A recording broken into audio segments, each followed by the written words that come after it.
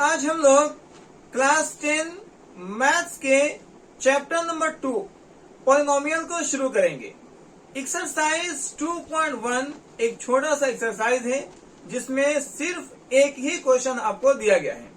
Question number 1 में आपको कहता है कि the graph of y is equal to px are given for some polynomial px। Find number of zeros of px in each case. आपको 6 graph यहाँ पर दिए गए हैं और हर ग्राफ में आपको क्या फाइंड करना है, number of zeros of px निकालना है। अब ये समझते हैं कि हम px का नंबर ऑफ जीरोस कैसे ग्राफ से निकालते हैं। तो देखें, इस ग्राफ में आप ध्यान से देखेंगे तो ये जो है x डैश है, x डैश, इसको x एक्सिस कहा जाता है, x एक्सिस। ये जो है y डैश है, इसको y एक्सिस कहा जाएगा। ठीक है, ग्राफ में दो एक्सिस होते हैं, x axis and y axis. ये जो है x डैश, इसको x एक्सिस कहा जाएगा और ये y डैश, इसको y एक्सिस कहा जाएगा। अब आपको ध्यान ये देना है कि ये जो लाइन है ये x एक्सिस को कितनी बार टच कर रहा है, x एक्सिस को कितनी बार टच कर रहा है या कट कर रहा है। जितनी बार वो लाइन x एक्सिस को टच करेगी या कट करेगी वही हो जाएगा नंबर ऑफ जीरोस। एक बार फिर समझते हैं। देखिए, ये जो x और x डैश है इसको x एक्सिस कहेंगे, ये y और y डैश को y एक्सिस कहेंगे। ठीक है, आपको इस वाले लाइन पर ध्यान देना है कि ये लाइन इस x एक्सिस को कितनी बार टच करती है।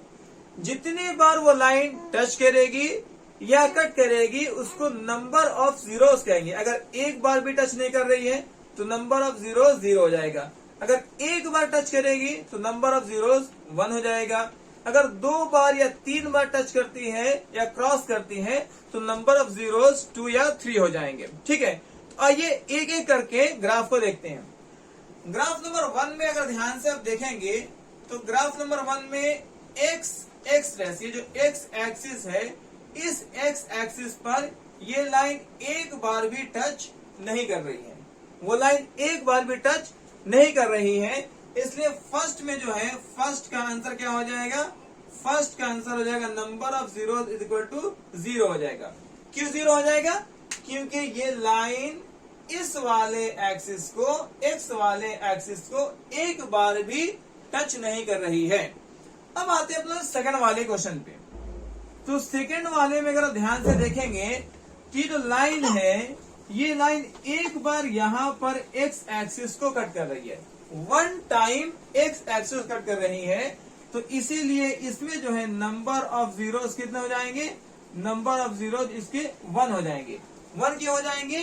क्योंकि ये जो लाइन है ये आपको एक बार x एक्सिस को कट कर रही है। आपको x एक्सिस को देखना है, y को नहीं। ठीक है, इसी तरीके से आप आ जाएं अपने तीसरे वाले ग्राफ में, और तीसरे वाले ग्राफ में आपको बताना है कि वो लाइन कितनी बार x एक्सिस को कट कर रही है या टच कर रही है।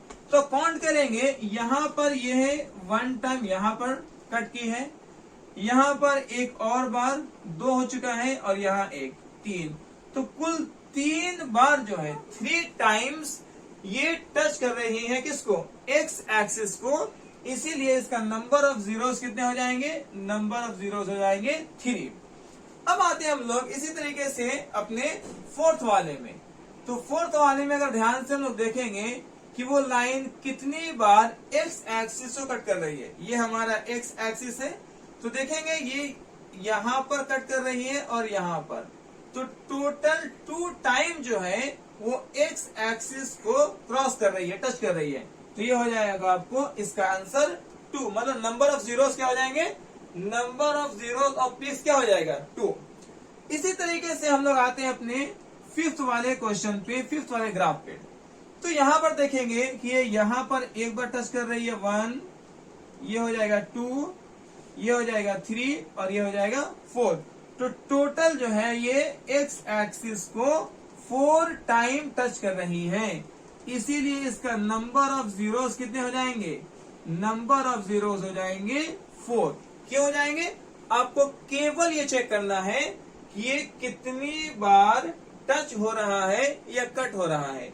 अब हम लोग लास्ट वाले अपने ग्राफ पर आते हैं और उसमें देखते हैं कि एक्स एक्सिस को कितनी बार टच करती है या कितनी बार कट करती है। ठीक है, तो फर्स्ट यहां पर है जो कट की है, यहां पर एक बार टच कर रही है 2 हो जाएगा, और यहां एक बार उसको टच करती है, तो टोटल 3 टाइम्स उसको टच कर रही है, इसीलिए इसका आंसर 3 हो जाएगा।